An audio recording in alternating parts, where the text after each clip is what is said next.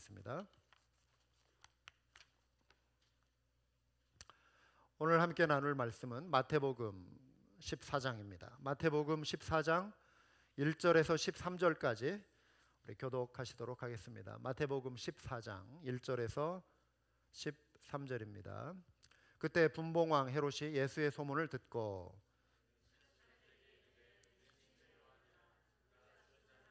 살아났으니 그러므로 이런 능력이 그 속에서 역사하는도다 하더라. 전에 헤롯이 그 동생 빌립의 아내 헤로디아의 일로 요한을 잡아 결박하여 옥에 가두었으니 이는 요한이 헤롯에게 말하되 당신이 그 여자를 차지한 것이 옳지 않다 하였습니다. 헤롯이 요한을 죽이려 하되 무리가 그를 선지자로 여김으로 그들을 두려워하더니 마침 헤롯의 생일이 되어 헤로디아의 딸이 연석 가운데서 춤을 추어 헤롯을 기쁘게 하니 헤롯이 맹세로 그들에게 무엇이든지 달라는 대로 주겠다고 약속하거늘 그가 제 어머니에게 시킴을 듣고 이르되 침례 요한의 어머니를 섬 안에 얹어 여기서 내게 주소서 하니 왕이 근심하나 자기가 맹세한 것과 그 함께 앉은 사람들 때문에 주라 명하고 사람을 보내어 옥에서 요한의 목을 베어 그 소리를 소반에 얹어서 그 소녀에게 주니 그가 자기 어머니에게로 가져가니라.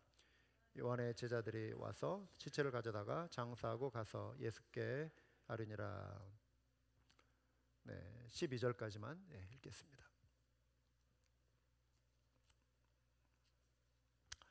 아프리카 우간다의 대주교를 역임한 루움이라고 하는 분, 그런 분이 있었습니다. 현대 아프리카 교회의 가장 영향력 있는 지도자 가운데 한 분입니다. 그가 대주교로 활동하던 시기에 우간다의 권력은 독재자 이디 아민의 손에 있었습니다. 들어보셨을 것입니다. 이디 아민 군사령관으로 그가 재직할 당시에 그의 비리가 돈과 관련된 비리가 발각되었습니다. 대통령이 이제 수사에 들어가고 그를 체포하려고 하는 것을 알게 되자 구테타를 일으켜 버렸습니다. 그래서 그가 정권을 장악하고 스스로 대통령 자리에 올랐습니다. 친서방 정책을 버리고 리비아라든가 또 구소련이라든가 또 이런 사우디아라비아라든가 이런 동독 이런 나라들과 손을 잡았습니다. 아주 독재자로 악명이 높았죠. 인권을 짓밟고 정치적인 반대파를 압제하고 또 소수 민족들을 탄압하고 경제를 망치고 아주 부패했습니다. 법을 무시한 채로 많은 사람을 죽였습니다. 국제인권단체가 조사한 바에 따르면 적게는 10만 명, 많게는 50만 명이 그의 어떤 독재로 인하여 희생을 당했다라고 합니다. 이런 그의 만행이 옳지 못함을 공개적으로 지적한 인물이 바로 대주교 루움이었습니다. 이디 아민이 그를 가만히 둘 이유가 없었겠죠. 1977년 2월에 다른 2명의 사제와 함께 루움 대주교를 체포했습니다. 명목은 반역죄였습니다. 트레이전, 반역을 꾀했다. 얼마 지나지 않아 우간다 정부와 언론은 루움 대주교가 교통사고로 사망했다라고 하는 보도를 했습니다. 그를 수송해서 태우고 가던 차량이 교통사고를 당해서 죽었다라고 하는 소식이 보도되었습니다. 가족들이 그의 시신을 수습해서 확인해 본 결과 목을 뚫고 지나간 총상이 있었고 가슴에 3발의 총상이 남아 있었습니다. 교통사고가 아니었죠. 교통사고라고 위장했지만 실상은 이디 아민의 지시에 의해서 살해당한 것이었습니다. 독재자 이디 아민은 그 후에 어떻게 되었을까요? 1979년에 탄자니아 영토, 바로 남쪽에 인접해 있는 국가인 탄자니아의 어느 한 영토를 점령해서 그가 우간다로 이렇게 영토로 삼아 버렸습니다. 탄자니아에서 가만히 있을 리가 없겠죠. 탄자니아 대통령이 우간다를 공격해서 그 대통령궁을 점령하고 그 도시를 점령해 버렸습니다. 이디 아민은 권좌에서 쫓겨났고요. 다른 나라를 거쳐서 사우디아라비아로 이제 망명을 해서 살다가 2003년에 쓸쓸하게 죽음을 맞이했습니다. 우간다는 2015년에 루움의 생애를 기념하기 위해서 2월 16일을 국가 공휴일로 지정을 해서 지키기 시작했습니다. 우간다가 대주교 루움을 잃은 것은 아주 커다란 국가적인 슬픔이었지만 이디아민의 죽음을 슬퍼하는 사람은 국민 중에 단 한 사람도 없었을 것입니다. 오직 가족 외에는. 팀 켈러 목사님이라고 하는 분이 구약학자 브루스 윌키의 말을 그의 책에 인용합니다. 의인은 개인적인 손실을 무릅쓰고 공동체의 유익을 추구하는 데 반해 악인은 사사로운 이득을 위해 공동체에 손해를 입힌다. 룸과 이디아민의 관계는 오늘 나눌 침례자 요한과 그리고 헤롯 왕의 관계를 대조적으로 보여줍니다. 비교가 됩니다. 요한의 죽음은 개인적인 그 손실, 그의 목숨을 내걸고 유대 민족의 유익, 회개한 민족이 얻게 될 영적인 놀라운 복을 위해서 그가 자기 자신의 삶을 희생하고 빈들에서 외치는 소리로 살아갔습니다. 헤롯은 사사로운 탐욕을 위해 의인 요한을 죽임으로 인해 유대 공동체에 커다란 영적인 손실을 입힌 사람이 되고 말았습니다. 오늘 본문 1절을 보시면 그때 분봉왕 헤롯이 예수의 소문을 듣고 이렇게 기록되어 있습니다. 여기 등장하는 헤롯은 헤롯 안디바라고 하는 이름을 가진 자였습니다. 그의 아버지는 유명한 헤롯 대왕이었죠. 예수님이 탄생하실 당시에 2살 미만의 베들레헴 인근에 사는 사내 아이를 모조리 붙잡아 죽이라라고 하는 아주 잔인한 명령을 내렸던 이가 헤롯 대왕이었습니다. 헤롯 대왕은 10명의 아내와 많은 자녀를 두었는데요. 자신의 일에 방해된다고 생각하면 여지없이 심지어 자신의 아내들마저 죽이고 자식들마저 죽이는 아주 난폭한 아주 잔인한 왕으로 소문이 났습니다. 그런데 이 헤롯 안디바가 아버지의 그 난폭한 성격을 그대로 물려받았습니다. 그는 교활한 사람이었고 난폭한 성격을 타고난 사람이었습니다. 갈릴리와 베르야 지역을 나누어서 그 아버지가 죽자 영토를 자식들에게 이렇게 나누어서 통치하도록 했습니다. 그래서 일부 지역 그 팔레스타인 영역의 4분의 1 정도에 해당하는 이 지역을 통치했기 때문에 그에게 붙은 호칭이 분봉왕이라고 하는 명칭이었습니다. 그가 다스린 시기는요 예수님의 공생의 활동 기간과 겹칩니다. 예수님이 십자가에 처형당하실 때 그를 잠시 심문했던 이가 바로 이 헤롯 안디바이기도 했습니다. 그는 예수님이 유대 여러 지역에서 능력을 행한다라고 하는 소식을 전해 들었습니다. 그가 얼마 전에 죽인 침례 요한이 살아나서 예수를 통해서 지금 능력이 이렇게 나타나는 것이 아니냐 그렇게 생각하며 사람들에게 말을 했습니다. 복음서를 기록한 마태는요 여기에서 침례 요한의 죽음이 어떻게 일어났는지를 소개하고 있습니다. 헤롯 안디바는 탐욕에 사로잡힌 인물이었습니다. 그는 그의 이복 동생인 빌립이 결혼한 그 여자 아내죠 헤로디아를 연모했습니다. 그래서 본 부인을 이혼하고 그를 쫓아내서 친정으로 돌려보내고 이복 동생의 아내였던 헤로디아를 자기가 데려다가 살기 시작했습니다. 이 헤로디아는 그래서 자기의 제수씨이자 조카이기도 했습니다. 여기에 헤롯 집안의 복잡한 근친 결혼의 실상이 드러나는 것이죠. 헤롯의 이 비도덕적인 행동을 알게 된 요한이 가만히 있을 리가 없는 것이죠. 광야에서 외치는 자의 소리, 침례 요한, 회개 메시지를 전했던 그가 왕이라 할지라도 가만히 있을 리가 없는 것이죠. 직격탄을 날립니다. 당신이 그 여자를 차지한 것이 옳지 않다라고 하는 그 외침을 하게 됩니다. 침례자 요한의 평소의 삶과 그의 부르심을 보면 헤롯에게 직언을 하는 것은 아주 자연스러운 일이었습니다. 요한의 사명은 그리스도의 오심을 예비하는 사역이었죠. 백성들의 마음을 죄로부터 돌이켜 회개하게 함으로써 그리스도께서 마련하신 천국의 복음을 받아들일 그 준비를 시키는 작업을 이 요한이 하고 있었던 것입니다. 그래서 내 뒤에 오시는 이 그 주님을 위해 그 대로를 마음의 대로를 만들어주는 사람들의 마음에 주님을 맞이할 그 준비를 해주는 역할을 이 요한이 하고 있었던 것입니다. 광야에 외치는 자의 소리였습니다. 그래서 누가복음 3장 3절에서 5절을 보시면은요 요한이 요단강 부근 각처에 와서 죄의 사함을 받게 하는 회개의 침례를 전파하니 선지자 이사야의 책에 쓴 바 즉 예언이 이 요한을 통해 기록된 예언이 그의 실제 삶을 통해서 이렇게 지금 나타났다 이루어졌다라고 하는 거예요. 그래서 이사야 책에 쓴 바 광야에서 외치는 자의 소리가 있어 이르되 너희는 주의 길을 준비하라. 그가 오실 길을 곧게 하라. 모든 골짜기가 메워지고 모든 산과 작은 산이 낮아지고 굽은 것이 곧아지고 험한 길이 평탄하여질 것이요. 가만히 보면 토목공사하는 것 같지 않습니까?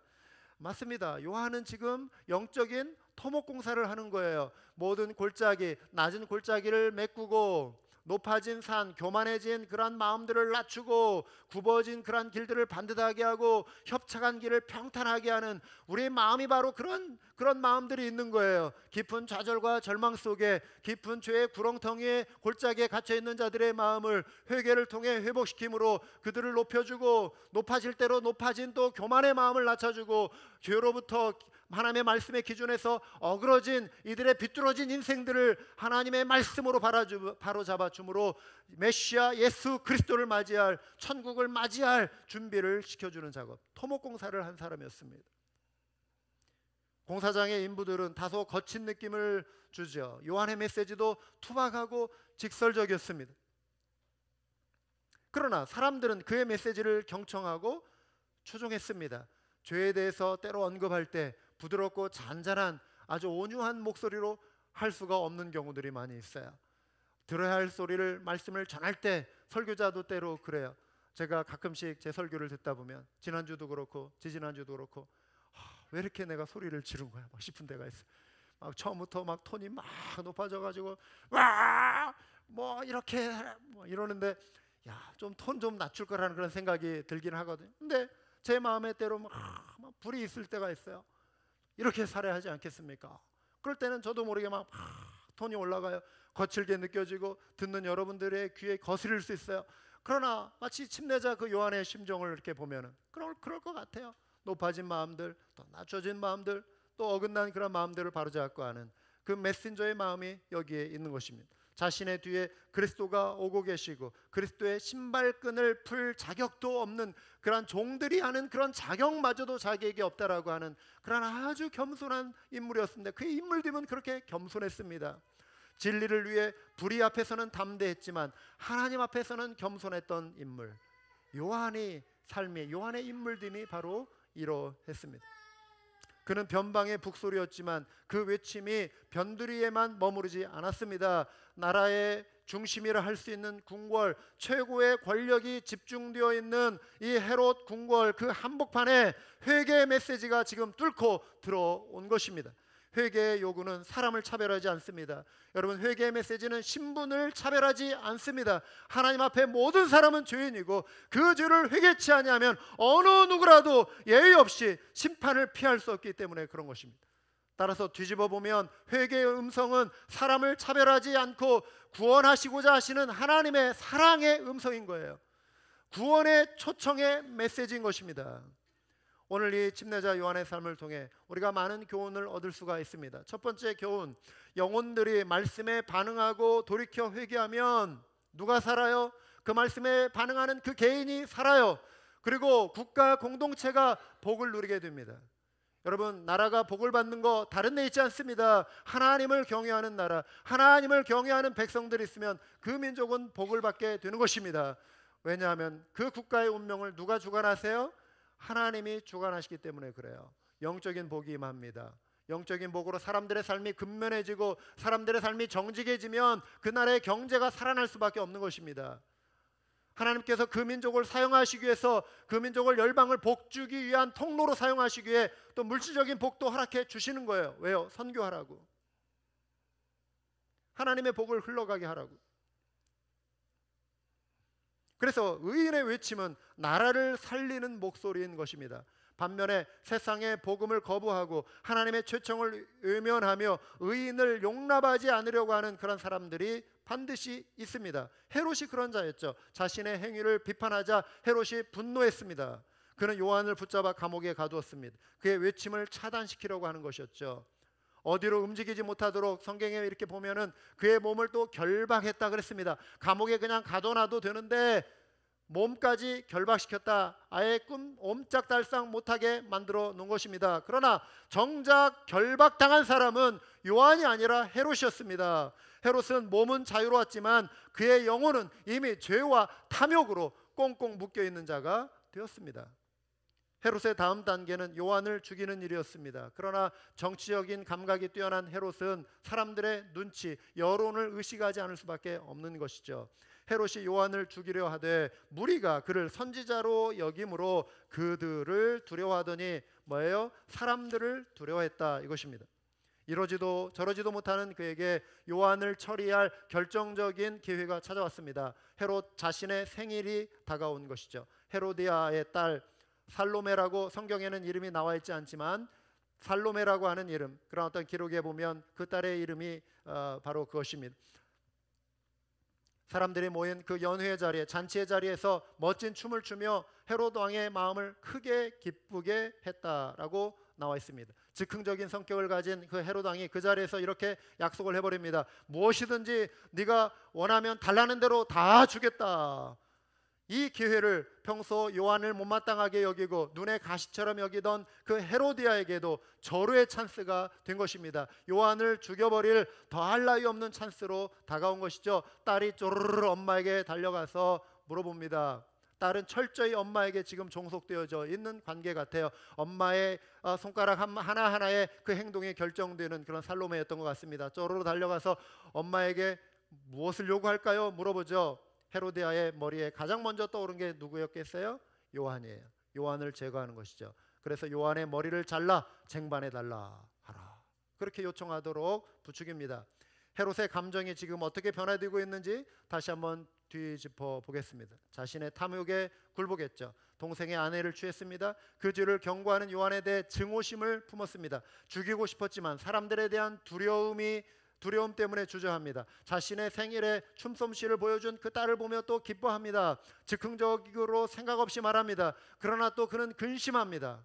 이제 근심합니다. 사람들의 눈치를 또 살핍니다. 자기가 내뱉은 말이 있기 때문에 약속을 지키지 않을 수는 없게 되는 것이죠. 탐욕, 분노, 체면, 이기적인 그 기쁨이 그의 감정의 자리를 지배합니다. 그의 감정의 어느 한 구석에도 말씀에 대한 두려움, 하나님에 대한 두려움은 없어 보입니다. 헤롯 이상으로 악한 사람은 헤로디아입니다. 딸을 위해 투자도 많이 한 것 같아요. 딸이 왕과 신하 앞에서 춤솜씨를 멋지게 보일 정도라면 평소부터 어려서부터 궁중에 있는 그런 특별한 댄스 레슨 그 을 시킨 것 같아요. 뭐 왕립 뭐 발레 어떤 학원에 보낸 것 같아요. 모르겠어요. 왕비라서 공짜로 그것을 시켰는지 모르겠지만 특별 과외 지도를 많이 받은 것 같아요. 무능력한 전 남편보다도 권력을 가진 헤롯과 재혼하는 것이 계산해 볼 때 딸의 앞날을 위해서도 이 한 몸 희생하면, 이 한 몸 불명예를 얻으면, 욕을 먹더라도 내 딸의 운명을 생각하면, 앞날을 생각하면, 그래 내가 능력이 있는 저 헤롯 왕을 택하리라. 그래서 무능력한 빌립을 버리고 헤롯에게 붙었습니다. 사랑과 상관없이 외관상 자신의 딸을 위해 해줄 수 있는 것은 다 한 것 같지만 그럼에도 불구하고 자녀 교육에 있어서는 아주 결정적인 지금 실수를 하고 있는 것이죠. 딸을 원격 조정해서 자신의 요한에 대한 증오심을 해소할 기회를 만든 거예요. 아무것도 모르는 그 딸은 그 엄마의 시키는 대로 의해서 살인자에 동조하는 것이죠. 온 백성의 존경을 받고 있는 의인 요한의 목을 달라라고 하는 이 어마어마한 엄청난 요구를 하게 만든 것이죠. 사랑하는 여러분, 헤로디아는 이 역시 영원한 지옥 형벌의 족쇄를 스스로 차는 것이었습니다. 이 시대 가정교육, 사랑하는 여러분, 우리가 천하를 다 얻어도 신앙교육에 있어서 자식의 신앙교육에 실패하면 모든 게 허사인 거예요. 이민자들의 삶을 보면 보다 나은 삶을 위해서 우리 한인들은 그래요. 대부분 다 뭐 핍박을 피해서, 뭐 가난을 피해서, 뭐 가난을 피했다라기보다는 더 나은 삶을 살기 위해서 더 긍정적인 동기로 옵니다. 더 나은 교육을 위해서 옵니다. 전쟁 때문에 몰려온 세대는 1950년대 후반 그 전후 세대 그 위에는 없어요. 다 보다 나은 삶을 위해, 한국에서 그래도 어느 정도 살지만 더 잘 살기 위해서 미국에 오는 사람들이 대부분이에요. 그런데 미국에 와서 정작 이 바쁘고 분주한 이민자의 삶 속에서 정말 놓치기 쉬운 거, 자녀 교육. 자녀들을 하나님의 사람으로 교육하지 못하고 어려움을 겪는, 돈은 많이 벌지만 신앙은 실패하는 그러한 부모가 되어서는 안 될 것입니다. 두 번째 교훈입니다. 헤롯이 범한 가장 큰 실수, 들어야 할 하나님의 음성보다는 자신의 본능과 욕심의 소리에 귀를 기울인 것입니다. 하나님의 긍휼은 죄인에게 회개할 기회를 허락하시는 것으로 드러납니다. 그리고 긍휼이라고 하는 것은 오직 말씀에 반응하는 자에게 임하는 것입니다. 긍휼이라고 하는 것은 하나님의 불쌍히 여겨주심인데, 강팍하고 회개치 아니하는 그 심령들에게 하나님의 긍휼은 회개할 수 있는 기회를 주시는 것으로 나타나요. 그런데 그가 여전히 강팍하게 그 기회를 거부하면 그 긍휼이 역사하지 못하는 것입니다. 회개하고 돌이킬 때 죄 용서의 은총이 임하는 것입니다. 헤롯은 자신에게 마지막 기회가 될 수 있는 이 회개의 순간을 외면했습니다. 잠시뿐인 이 생에서 정말 천하를 누리며 또한 쾌락과 권력을 위해 살아갔지만 죄 짓는 것을 두려워하지 않는 그는 말년에 고난과 순환을 겪습니다. 죽어서도 당연히 그런 엄청난 그 심판을 면할 수 없었겠지만 이 땅에서 그의 인생이 불행하게 됩니다. 독재자 이디아민의 결말처럼 똑같아요. 말년에 왕자에서 밀려납니다. 이디아민이 외부의 어떤 군사력에 의해서 왕자에서 밀려난 것처럼 이 헤롯 왕도 이집트 군사들에게 패배하고 가울이라고 하는 나라, 지금의 프랑스입니다. 그곳으로 유배되었다가 스페인으로 옮겨져서 쓸쓸하게 말년에 죽음을 맞이합니다. 침례 요한과 헤롯 왕의 이야기는 의인과 악인의 삶이 어떤 차이가 있는가를 대조적으로 보여줍니다. 몇 가지 특징을 생각해 보겠습니다. 첫 번째, 두려움의 대상이 누구냐는 것이죠. 두려움의 대상이 하나님이냐 아니면 사람이냐, 여기에서 의인과 악인이 갈라집니다. 회개의 메시지를 어떻게 반응하는가, 받아들이는 자인가 아니면 거부하는 자인가. 세 번째, 하나님의 얼굴을 구하는 자인가 아니면 자신의 얼굴을 구하는 자인가. 체면, 주님 앞에 체면 중요하지 않습니다. 체면 이뤄도 하나님을 얻을 수 있으면, 하나님의 얼굴을 얻을 수 있으면 그게 복인 거예요. 아멘이십니까? 절제하는 자인가 탐하는 자인가. 다섯 번째, 주어진 기회와 힘을 선을 위해 사용하는가 악을 위해 사용하는가. 죄를 드러내는 자인가 감추는 자인가. 회개할 때는 우리의 죄를 주님 앞에 드러내지만 회개치 아니하는 자는 자꾸만 그것을 감춥니다. 하나님의 음성을 듣는 자인가 사단의 음성을 듣는 자인가. 양심의 소리에 민감한 자인가 아니면 무딘 자인가. 손해를 무릅쓰고 타인의 유익을 추구하는가 아니면 사사로운 이득을 위해 남에게 손해를 입히는가. 교회 제 방에는요, 의자 뒤편에 하나 이렇게 조그만 액자가 있어요. 가까이 다가서서 보아야 하는 폰트 한 10 정도 작은 글씨로 나의 목회 수칙이라고 하는 걸 적어놨어요. 2011년 7월 11일 하고 허종수, 작성자 허종수 사인까지 다 해놨어요. 15가지 조항이 거기에 적혀 있습니다. 나는 이런 목회를 한다. 1. 2. 나는 이러한 것이 아닌 이러한 목회를 한다. 3. 나는 이러한 것이 아닌 이러한 것에 목회를 한다. 15가지 성경적인 근거 구절을 적어놨습니다. 가끔씩 바라보고 읽습니다. 들어올 때마다 의자에 앉기 전에 눈에 마주칩니다. 나이가 들어도 변하지 않고 끝까지 이렇게 달려가면 좋겠다 싶어서 2011년 목회하고 한 7년 개척 후에 또 그리고 이제 7년이 지났습니다. 여러분, 기준은 나침반입니다. 동서남북은 정해져 있습니다. 남쪽을 바라보며 북쪽이라고 말하는 사람은 자기 착각이죠. 어리석은 것입니다. 동서남북은 정해져 있습니다. 하나님의 말씀도 정해져 있습니다. 동서남북이 분명히 있습니다. 그런데 하나님의 말씀이 북쪽을 가리키고 있는데 내가 남쪽을 향하여 내 뜻대로 내 마음대로 해석하고 살아가는 거 위험합니다.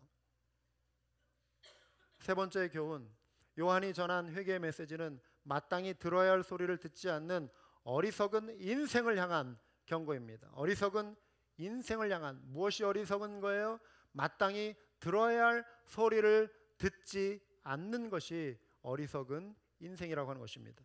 이 시대 하나님은 우리가 잘못된 선택을 하고 잘못된 길을 가면 악인의 그 길에 들어서려고 할 때 여러 통로를 통해 깨우쳐 주십니다. 하나님이 사랑하셔서 하나님의 백성들의 잘못된 그 길을 안타까워하시며 깨우쳐 주시는 하나님의 음성이 있다라고 하는 것입니다. 기록된 성경 말씀을 통해, 성령의 음성을 통해, 예배 시간에 선포되는 말씀을 통해, 심지어 가까이 함께 사는 배우자를 통해, 교회의 형제자매의 권면을 통해, 그리고 여러분 자신의 살아있는 내면의 양심을 통해 깨우쳐 주십니다. 그런데 중요한 것은 저항하면 안 된다라고 하는 거예요.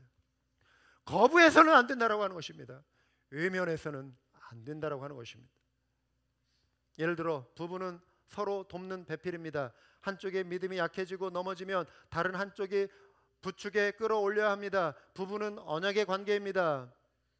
그래서 한쪽이 다른 한쪽에게 일방적인 희생을 강요해서는 안 되고 서로가 서로에게 신실해야 합니다.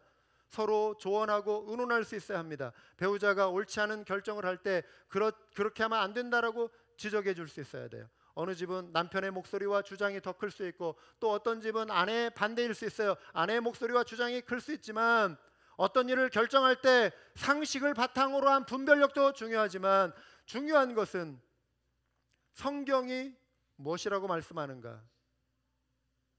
예수 그리스도가 주인 되신 그 가정에 때로 남편이 남편의 생각을 주장할 수 있고 아내가 아내의 생각을 주장할 수 있지만, 부부가 함께 대화를 나눌 때 성경이 무엇이라고 말씀하느냐. 아나니아와 삽비라처럼 함께 망하면 안 되는 것입니다. 서로에게 신실해야 하는 것입니다. 병원에서도 진짜 의사는 환자의 병을 방치하지 않습니다. 괜찮아요, 뭐 어차피 일찍 죽으나 뭐 늦게 죽으나 죽는 건 마찬가지니 그냥 그렇게 살다 죽으세요. 그러면 여러분들이 병원 문을 나오면서 그런 생각을 할 거예요. 이놈이 의사가 아닌 게벼. 그럴 거예요. 여러분, 어떤 의사가 그렇게 살다 그냥 그렇게 죽으세요 라고 말하는 의사가 있습니까? 친구가 친구에게 선한 조언을 할 수 있어야지, 죄를 짓는 꾀를 말해주는 그러한 친구가 있다면 여러분, 그러한 친구는 당장에 끊어내시기 바랍니다. 그런 친구와 대화도 섞지 마시기 바랍니다. 정말 좋은 친구라면 뒤통수를 한 대 때려서라도 이놈아 정신 차려라 라고 말해줄 수 있는 것이 진정한 친구 아니겠습니까? 안 그렇습니까?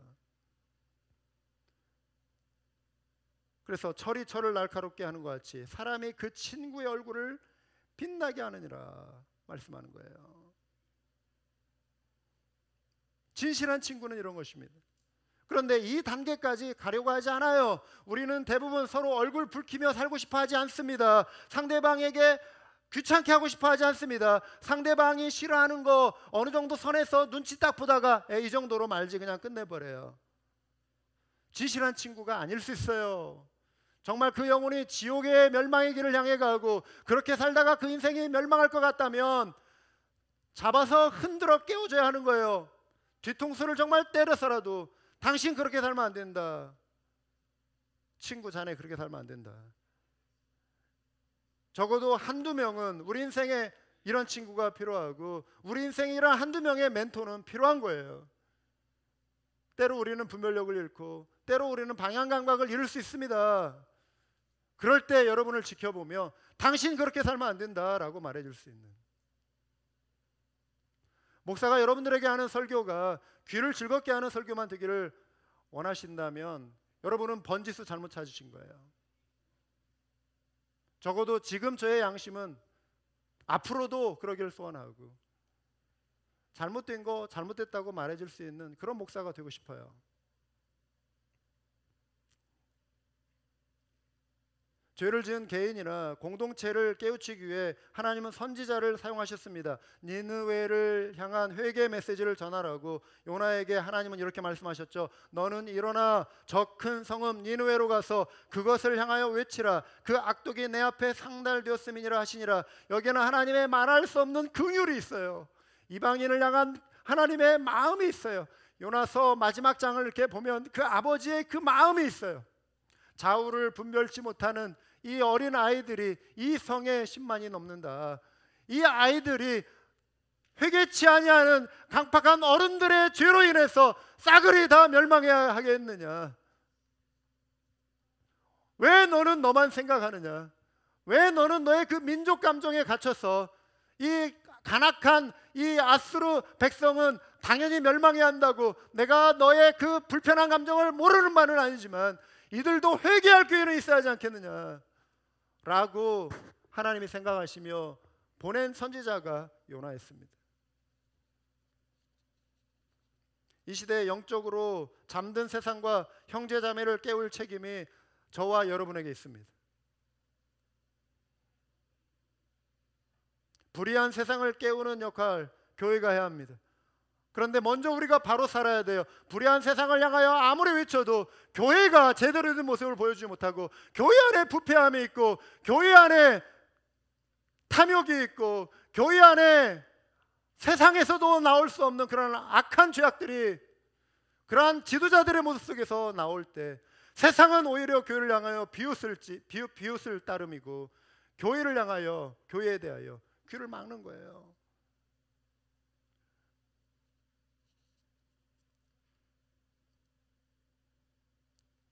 네 번째 교훈, 하나님의 나라는 들을 귀 있는 자가 복음의 진리를 듣고 깨달아 믿어야만 들어갈 수 있습니다. 믿어야만 들어갈 수 있습니다. 헤로디아를 포기하더라도 자신의 교활한 꾀를 포기하더라도 회개의 메시지를 받아들이는 것은 지난주에도 살펴보고 그 전주에도 살펴본 하나님 나라 그 천국에 이르기 위해서 값진 진주를 발견하고 전 재산을 팔아버린, 그리고 그 진주를 얻은 그 농부와 같이, 그 장사꾼과 같이 지혜로운 자예요. 우리가 팔아버려야 할 것들이 있다라고 하는 것입니다. 그래서 우리는 그 밭에 감추인 보화를 얻어야 돼요. 그 보화, 진리의 말씀, 생명 얻는 복음을 우리가 얻어야 하는 거예요. 그런데 그것을 방해하고 천국에 가는 그 길을 발목을 잡는 이 세상의 욕심과 이생의 자랑들이 있다면 그것을 과감히 내던져 버려야 하는 것입니다. 그 가치를 상대화시켜 버려야 하는 것이죠. 안 그렇습니까? 천국의 가치가 그 어떤 것과 비교할 수 없는 가장 소중한 가치임을 여러분 믿으십니까? 하나님의 사람들은 끊임없이 마음 상태를 살펴야 합니다. 내 자신의 삶이 의인의 길을 따르고 있는가, 악인의 길을 따르고 있는가를 살펴야 합니다. 이를 위해 우리에게 필요한 것 중에 하나가 마음의 선한 양심을 갖는 거예요. 선한 양심. 그러나 온유함과 두려운 마음으로 답변하십시오. 선한 양심을 가지십시오. 그리하면 그리스도 안에서 행하는 여러분의 선한 행실을 욕하는 사람들이 여러분을 헐뜯는 그 일로 부끄러움을 당하게 될 것입니다. 선한 양심은 거듭난 성도에게 찾아옵니다. 우리의 양심은 죄로 인해 얻어져 있고 선과 악을 온전히 구분하기 어려울 만큼, 그러나 그래도 하나님의 피조물인 우리 인생 가운데 그 양심의 소리가 있습니다. 그것이 선한 양심으로 온전히 변화되고 회복되어지는 것이 거듭남을 통해 성령이 우리 가운데 임할 때 성령으로 거듭난 이들이 선한 양심을 회복하게 되는 것입니다. 우리가 선한 양심을 갖고 거듭난 성도가 이제 거듭남의 그 은혜의 간증으로 침례를 받습니다. 침례가 우리를 구원하는 것은 아니며 믿음이 구원하지만, 침례는 성경에 보면 우리의 선한 양심이 하나님께 응답하는 행위라고 말씀합니다. 그 물, 노아의 홍수는 지금 여러분을 구원하는 침례를 미리 보여준 것입니다. 침례는 육체의 더러움을 씻어내는 것이 아니라, 즉 침례가 우리의 죄, 물이 우리의 죄를 씻는 것이 아니다. 그러나 예수 그리스도의 부활을 힘입어 선한 양심이 하나님께 응답하는 것이다. 우리가 침례탕 안에 들어가 단지 하나의 종교적인 의식으로, 교회 의식으로 그냥 이렇게 침례받고 나오는 것이 아니라, 이것은 내가 하나님 앞에 거룩하게 구속받은 하나님의 자녀가 되었습니다. 하나님을 향해 이제 제 마음이 갑니다. 이제 하나님을 향해서 제 인생을 드립니다. 이제 하나님을 향하여 제 마음을 관리합니다. 거룩하게 관리하기 원합니다. 하나님, 제가 이제 하나님을 살기 위하여, 하나님을 위하여, 하나님을 향하여 달려가기 원합니다. 선한 양심이 주를 향하여 가는 것이다. 그것이 침례다 말씀하고 있습니다. 초대교회 성도들에게 침례는 이것입니다. 어떤 환경에도 이제 주님을 따르는 자가 되겠습니다라고 하는 서약의 순간이에요. 그리스도인들의 순전한 믿음을 보여준 신앙의 의식이었습니다. 우리가 침례를 받는 것은 교회 안에서 말씀드린 대로 우리끼리 행하는 의식이 아닌, 하나님이 하늘에서 예수 그리스도께서 이제 침례자 요한에 의해서 침례를 받으시고 올라오실 때 하늘에서 음성이 들리지 않았습니까? 이는 내 사랑하는 아들은 내 기뻐하는 자라. 물론 그것은 메시아적인 사역의 이제 출발을 알리는 하늘의 인정, 하늘의 아버지의 사인이었지만 우리에게도 하나님의 자녀인 우리가 침례를 받고 올라올 때도 하늘 아버지께서 우리를 지켜보시지 않겠어요? 아멘. 여러분, 그 순간에 성부, 성자, 성령 하나님이 함께 하시지 않겠습니까? 왜요? 아버지와 아들과 성령의 이름으로 침례를 주는 그 자리 아닙니까? 그 이름의 권위가 거기에 있는 거 아닙니까? 그 이름에 속한다는 거 아닙니까? 내가 이제 아버지와 아들과 성령의 사람이 된다라는 것을 의미하는 것이 아니겠습니까? 그렇다면 그 침례 순간에 성부, 성자, 성령 하나님이 함께 하시는 거예요. 그리고 며칠 전에, 일주일 전에 구원받은 이 내 사랑하는 자녀가 이제 침례 순간에 이렇게 이르르고, 그 사이에 천국에서는 회개할 것 없는 의인 99을 바라보는 것보다도 죄인 하나가 돌이켜 하나님의 백성이 될 때 하늘에서는 그 의인 99보다도 기뻐하는 하늘의 잔치가 있었다라고 하셨기 때문에, 여러분 한 분 한 분이 주님 앞에 돌아와 구원받고 행하는 이러한 모든 속에 아버지 하나님의 기쁨이 있었던 거예요. 여러분 한 분 한 분을 향한 의인 99과 그 이상의 그 기쁨이, 여러분 한 분 한 분이 주님 앞에 돌아올 때, 회개하고 돌아올 때 아버지의 그 기쁨이 있었습니다. 그렇다면 우리는 우리가 받은 이 구원을 결코 소홀히 할 수가 없는 거예요. 우리가 받은 이 구원을 결코 가볍게 취급할 수가 없는 것입니다. 어떻게 우리의 양심에 죄악이 틈타고 거룩함을 방해하는 것들이 오는데, 그것이 죄의 유혹에 의해서 우리를 공격할 수는 있고 한때 넘어질 수는 있지만, 어떻게 그것을 계속해서 환영하고 받아들이고 내 양심이 마비되고 어두워지고 분별력이 없을 정도가 될 지경까지 이를 수가 있겠습니까? 그것은 아버지 하나님의 영광을 가리는 것이고 아버지 하나님의 그 기쁨의 모욕을 가하는 것입니다. 우리 그리스도인들에게 필요한 것은 선한 양심이라고 하는 것입니다. 양심이 무뎌지기 시작하면, 죄를 허용하기 시작할 때 우리의 마음이 돌밭이 되고 가시밭이 되는 거예요. 회개는 우리 마음을 기경하고 좋은 밭으로 바꾸는 그 기경 작업입니다. 가시 엉겅퀴 뽑아내고 돌짝밭에 돌 제거하고 어느 틈엔 가슴에 얻들고 굳어져 있는 내 마음에 물을 대고 물된 동상 같은 하나님의 말씀으로 기경해서 옥토와 같은 마음으로 끊임없이 우리 자신을 기경하는 것이 성도의 삶의 신앙의 여정이라고 하는 것입니다. 이 일을 돕는 수단이 하나님의 말씀이에요. 이를 돕는 것이 형제 자매를 통해, 그들의 입을 통해 나오는 사랑의 말씀의 권면인 것입니다. 거대한 댐은 하루아침에 무너지지 않습니다. 작은 균열을 방치할 때 큰 균열로 이어져 결국 댐이 무너져 버리는 사례가 많이 있습니다. 예를 들면 1928년 3월 12일 로스앤젤레스에 있는 높이 60m, 폭 250m의 프란시스라고 하는 댐이 무너져 내렸습니다. 이 붕괴 사고로 수백 명의 주민이 사망했습니다. 수천만 달러의 재산 피해가 발생했습니다. 그런데 이 댐이 무너지는 게 어디서부터 출발한 줄 아십니까? 댐을 수직으로 가르는 그 방벽에 균열이 생긴 것을 방치하는 거예요. 작은 균열로 처음에는 시작하는데 어느 순간 이것이 무너져 버리는 거예요. 우리 삶의 어느 부분에 작은 균열이 있는지 살펴봅시다. 떨쳐내지 못하는 마음에 어떤 유혹이 있습니까? 죄가 있습니까? 배우자나 혹은 가족을 속이고 거짓말하고 있는 것이 있습니까? 누군가에 대한 미움이 점점 커지고 있지는 않습니까? 하나님과의 관계는 여러분 안전하십니까? 말씀과 기도 생활을 점점 멀리하고 있지는 않습니까? 작은 균열이 큰 재앙을 초래하기에 그것을 예측한 사람은 속히 보수 공사를 합니다. 우리의 영적인 보수 공사가 무엇이죠? 말씀에 귀를 기울이는 것입니다. 들어야 할 소리를 듣기 시작하는 것입니다. 기도에 무릎을 꿇는 것입니다. 요한의 삶과 메시지는 오늘 저와 여러분을 향한 하나님의 음성이에요. 그와 같은 삶을 살고 그의 삶을 통해 우리의 죄를 돌이켜야 한다라고 하는 것이죠. 여러분은 어떤 삶을 선택하시겠습니까? 여러분 자신에게 질문을 던져보시기 바랍니다. 기도하시겠습니다.